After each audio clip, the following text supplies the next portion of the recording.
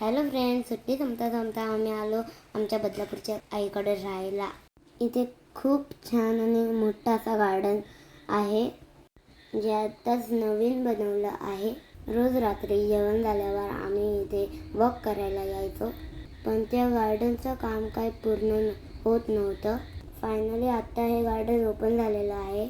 इथे माझ्यासारख्या लहान मुलांना खेळण्यासाठी खूप स्लाइड्स आहेत. खूप मज्जा करते आम्ही युवी आणि मी.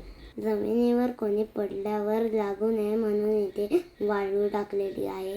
जर माती असेल तर इथे खूप चिखल झाला असता, पण इथे वाळू आहे म्हणून काहीच प्रॉब्लेम नाही होते. या वाळूमध्ये आम्ही खूप छान छान ॲक्टिव्हिटी केल्या. दादा आता मोठ्या झाल्यामुळे तो आम्हाला लांबूनच बघत होता, कोणताही गेम खेळला नाही.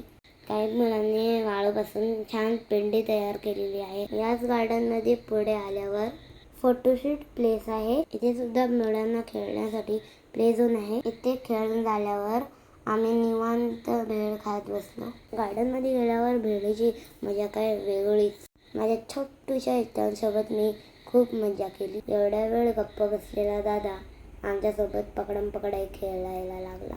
आजच्या दिवशी आम्ही युवराज, मी, दादा हे त्यांच्यासोबत खूप मज्जा केली. आम्ही रियानला खूप मिस केलं.